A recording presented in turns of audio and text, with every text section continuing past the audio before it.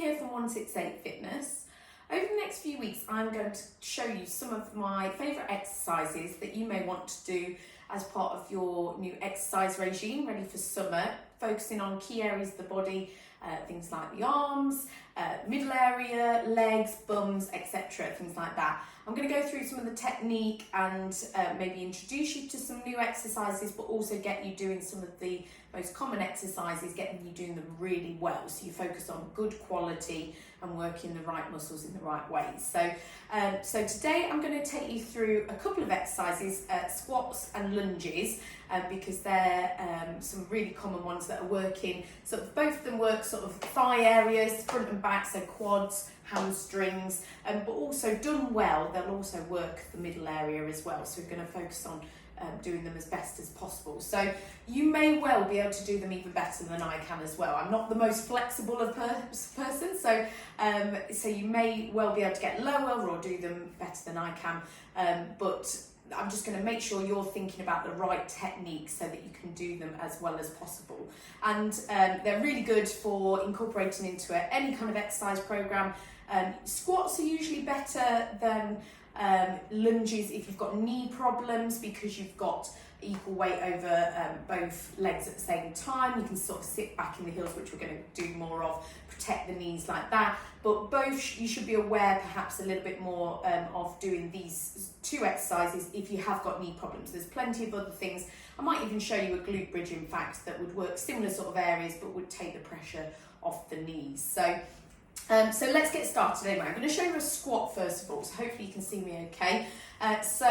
You will start just with feet about shoulder width apart. Now the best way to do it is start with feet together, step forward and just see where the feet land, okay? So this would be sort of my usual position. I'm just a little bit off even with my feet, so I'm just going to readjust there. But usually just wherever you step forward, that's where you should squat. That's the best position for you. You can obviously go a little bit wider if you want to. Sometimes that feels a bit more comfortable on the knees, but done well, you don't need to worry too much about the knees if you haven't got any problems there already.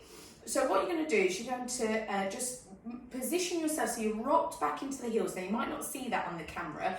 Let's do it this sideways on. So we'll go just a little bit wider than shoulder width apart. I'm just going to rock back into the heels. Hopefully you saw that. So at the moment, balls of my feet, I'm leaning forward slightly. I'm just going to rock back so I can wiggle my toes, lift the feet off the floor, toes off the floor. And then I'm going to even stay this way so you can see what happens. So the key thing, I'm going to go through slowly. Key thing here that happens first is the knees bend. I'm sat back in the heels the whole time, my toes are off the floor. You don't have to keep them off the floor, but it's a good way to think about it. I'm going to bring my arms out in front just for a bit of balance, but I'm bending the knees, and hopefully you'll be able to see t-shirt's a bit baggy, so you might miss a little bit, but I'm trying to, I might even want to just go a little bit wider, just for comfort. So I'm going to bend the knees first. At this moment, my chest is still up. All that I'm doing to get down to the floor is just bending the knees. My bottom goes out behind. I'm going to try and not look forward, and try and keep my back nice and flat, pulling my tummy muscles in, a little bit of arch in my back, but I'm feeling pretty good there. Now the thing that's going to restrict me is a bit of inflexibility here in the shins and the ankles. That's what's going to stop me getting lower than that. I'm just going to turn forward so I'm not keep looking on my side. So let's do that again. So just wherever's comfortable with the feet, a bit wider if you need to. Bending the knees, you're sitting back in the heels. You're going to get nice and low as much as you can.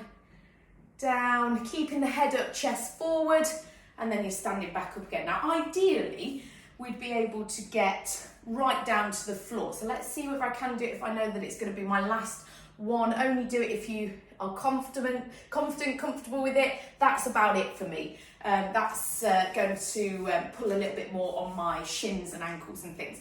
So perhaps I needed to just warm up a little bit more first of all to get me comfortable enough to get lower.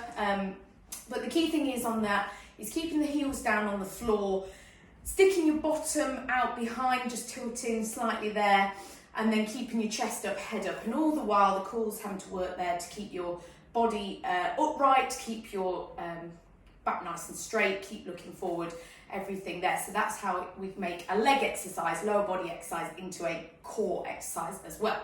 I'm going to quickly take you through a lunge, and then I'll show you a glute bridge as an alternative.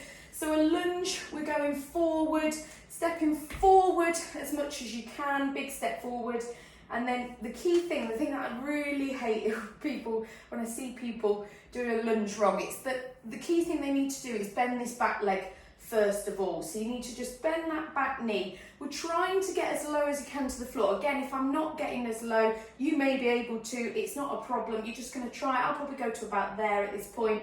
I'm not far off the floor, I don't think. But 90-degree angle with the back leg, 90-degree angle with the front leg. I'm going to stand up first and then push back so that my feet are together again, and then I'll go the other side. Obviously, in real time, you're going to step forward, get your balance first, bend that back knee. I can get to the floor on that side, push back, and then go again on the other side.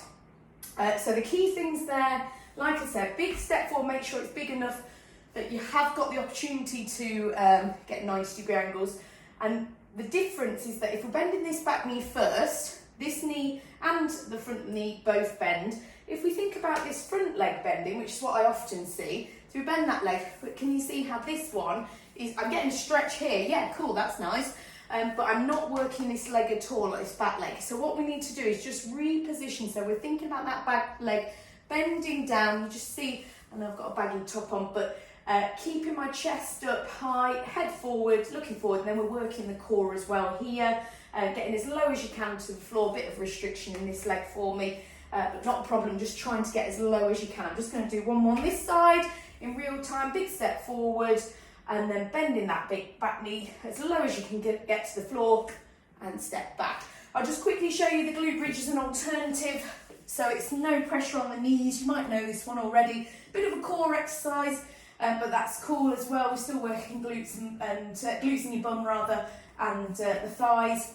So we're just going to lift up, so lying on the floor, feet flat, just lifting up. Everything pretty much stays still, apart from the hips lifting up here, seeing what you can do, breathing out, squeezing the glutes. If you put your hands on your bottom, you feel those muscles working, and then you're just going to come back down. So you can just go up and down. Hopefully you can see me there. I know I'm all wearing black, but hopefully you can see up and down like that. Okay, I'm just going to relax there. They're just some of the exercises that I like to do for working the lower body, strengthening, toning, also good as part of a HIIT workout. You can advance them, you can do them slightly easier, not go as low, not do as many of them, etc. But doing sort of 10 to 15 of those sort of 3 times maybe in a workout or each day if you really want to see a big change in the thighs and the glutes and the bum, lower body area. That would be a great amount to do. So have a go with those in your next workout. If you need any more help or advice, please do get in touch with me, and I'll be back next week with some more exercises for you to do as part of your new summer workout.